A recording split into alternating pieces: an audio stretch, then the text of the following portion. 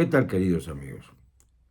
Es una lección de la historia saber, sin duda, que cuando un pueblo sumiso aguanta y aguanta y aguanta, estalla después con una enorme facilidad con cualquier chispa que prenda la mecha. México está en esta circunstancia. Hay quienes no quieren creerlo, hay quienes siguen insistiendo en que el señor de Palacio es un gran presidente, pero no me dan argumentos para sostener por qué es lo que ha hecho, cuáles son sus virtudes, cuáles son sus obras. Ha habido un saqueo y misericordia de recursos naturales.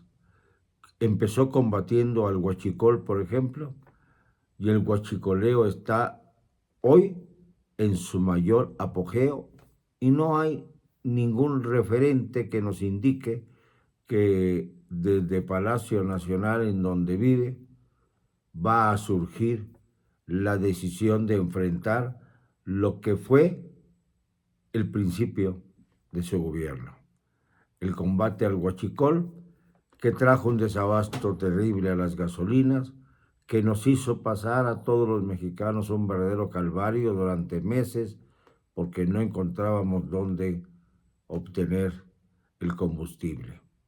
Pero esto la gente olvida muy rápido, ¿eh? Se les pasa pero como un relámpago.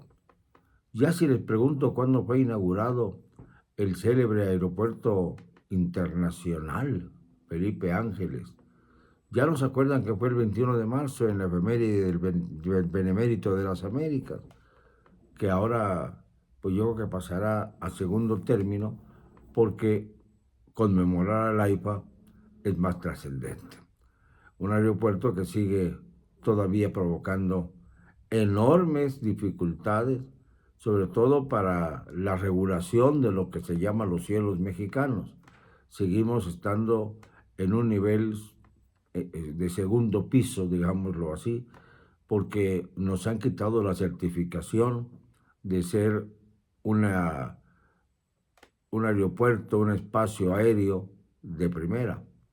Y no puede serlo porque hay una congestión en un aeropuerto y en el otro hay aeropuertos que se mezclan en las rutas aéreas que van hacia el Aeropuerto Internacional Benito Juárez, que además presenta fisuras en su Terminal 2.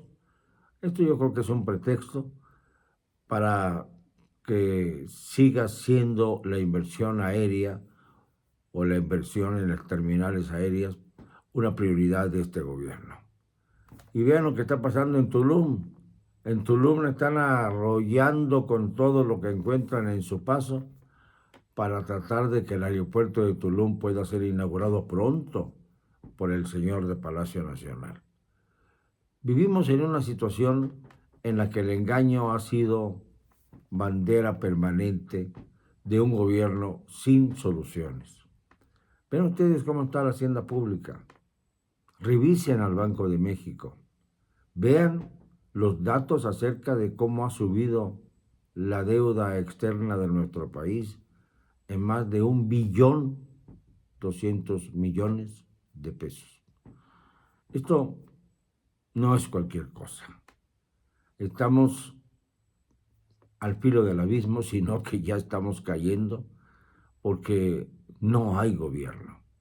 El gobierno lo han tomado ya militares y los miembros del almirantazgo. Estos son los que están llevando a cabo las tareas hasta de seguridad y también las obras públicas. Tienen el control de las aduanas y ya viven a pleno lujo. Y también viven a pleno lujo algunos de los representantes de este gobierno, algunos de los que más han vociferado. Por ejemplo, Gerardo Fernández Noroña. Yo no sé cuándo se va a cansar de recibir insultos para darse cuenta de que su presencia es repulsiva en muchos centros de consumo, en donde se junta población y aparece Fernández Noroña, hay un rechazo evidente. Y aún así, él insulta, él responde con altanería, responde con una altivez que no es digna de un representante popular, pero que sí demuestra en qué nivel se encuentra nuestra política. Fíjense ustedes, Gerardo Fernández Noroña es un hombre que conoce cómo debatir, que se ha sumado a leer y a entender todo lo que tiene que ver con las leyes que marcan el camino de los legisladores. Por eso es tan buen parlamentario, es bueno. Debatiendo es difícil ganarle, ¿eh? Pero lo que es terrible es la soberbia, es la marrullería con la que se mueve en los círculos sociales, es decir, en los círculos en donde obtiene votos. O los pierde, como es en este caso. Se va a hacer una compra y las mujeres que están haciendo la compra lo rodean y lo injurian.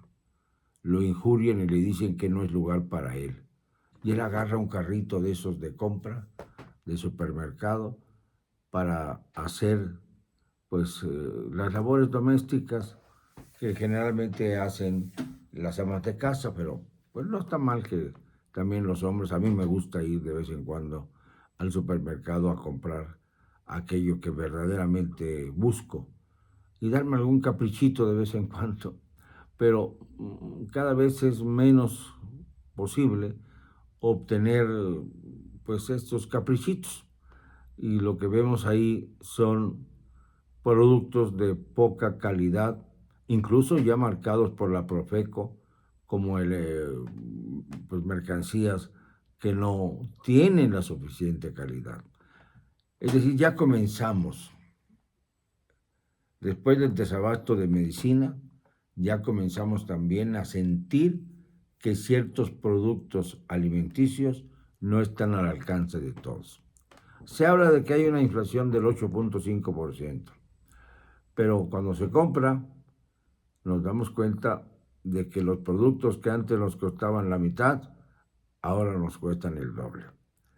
Y esto es algo que no puede remediar López Obrador porque no sabe, está fuera de foco, está sin enterarse de la verdadera problemática del país. Miren ustedes, yo desde hace mucho tiempo he venido diciendo que me da mucha curiosidad, sobre todo porque parece inexpugnable el Palacio Nacional, pero me da curiosidad saber qué es lo que hace López Obrador después de su reunión de las 6 de la mañana con los miembros de seguridad pública que lo rodean, y qué es lo que hace después de las 7 de la mañana, de 7 a 9, a veces se prolonga un poco más para martirio de los que lo oyen, para después desaparecer del mapa.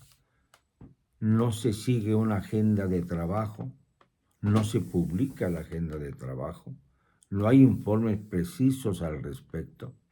Y entonces el presidente se pierde en los largos salones de Palacio Nacional o sale por alguna puerta falsa para irse a otro sitio que nadie conoce, en donde nadie lo observa.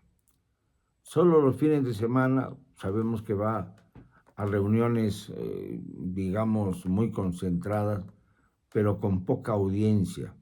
Desde la época de la pandemia, solamente el 1 de diciembre del año pasado, del 2021, logró llenar el Zócalo para dar un informe popular, sumado a los múltiples informes que ya ha dado fuera de toda la proporción y además multitudinariamente. Bueno, multitudinariamente el del 1 de diciembre, Todos los demás informes se los ha dado pues en pequeños grupúsculos o sin nadie, por ejemplo en el Palacio Nacional. Él que decía que iba a rehabilitar la posibilidad de que el presidente fuera a la Cámara, al Congreso de la Unión, a rendir su informe y permanecer en él mientras las oposiciones lanzaban su derecho a la impugnación. Y entonces podría contestar de cara y de frente, no con palabrería hueca, sino con sustancia real, todas las cuestiones derivadas de su ejercicio natural. Pero el presidente parece un fantasma. Hoy que estamos todavía al fin de las celebraciones de muertos, pues es esto, un muerto en vida que se dice presidente, que no aporta nada para la nación más que palabras, que es un gran manipulador gracias a sus Goebbels, que cerca de él le cantan al oído como sirenas malolientes todo lo que quiere escuchar el Señor a costa de golpear a los que quienes nos atrevemos a cuestionarlo y seguiremos cuestionándolo hasta el fin de nuestra existencia. A veces entiendo yo que muchos de los que nos ven pueden empezarse a cansar o ya están cansados de tanto que les hablamos. Pero es necesario hacerlo. Es necesario hacerlo porque hay quienes también se creen el cuento de la propaganda, de que el presidente está haciendo una gran labor, cuando no es así. Fíjense, les voy a dar un dato a todos estos que todavía creen. Cuando alguien llegue a quererles ofrecer alguna prebenda porque reciben un bono bimestral por su edad, por sus insuficiencias, por ser ninis, por lo que sea, escúchenlo, digan que van a hacer lo que ellos dicen, pero a la hora de votar, levanten la cara, sientan a México en su corazón y voten como les dé la gana. No se dejen influir, no les va a pasar absolutamente nada si votan en contra de lo que les dicen aquellos que quieren comprar su voluntad. Estos son los perversos, estos son los que no quieren a México, estos son los antidemocráticos, aquellos que pretenden comprarte lo más sagrado que tiene el ser humano, su libertad, su voluntad y sobre todo la capacidad de elegir a sus gobernantes. No queremos caer en otra dictadura de facto.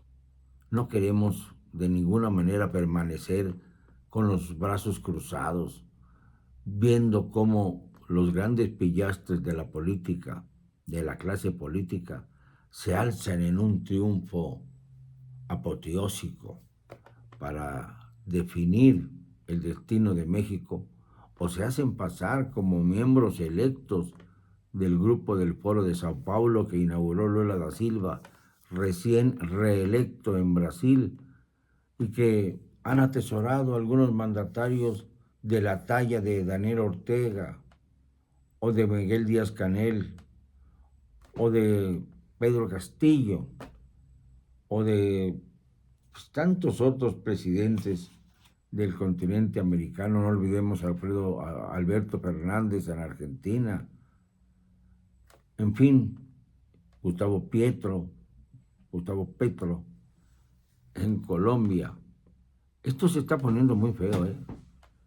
Y la verdad es que pues pareciera polarizarse la izquierda, pero en México no se polariza ni eso la izquierda, porque por un lado se simpatiza con las naciones del eje socialista, del eje del Foro de Sao Paulo, pero por la otra tiene bien metido el pie en la Casa Blanca el señor López Obrador, ya sea por temor o por prudencia, porque bien saben que la Casa Blanca ya le ha llamado la atención muchas veces a López Obrador y es ya blanco vulnerable, no porque sea mexicano de un país soberano, presidente de este país, sino por la sencilla razón de que su actitud está en riesgo, está poniendo en riesgo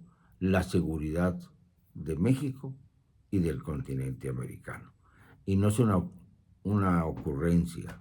Obsérvenlo, está ya maniatado. En fin, no me van a callar. Y lo digo hoy siempre, con cero cobardía.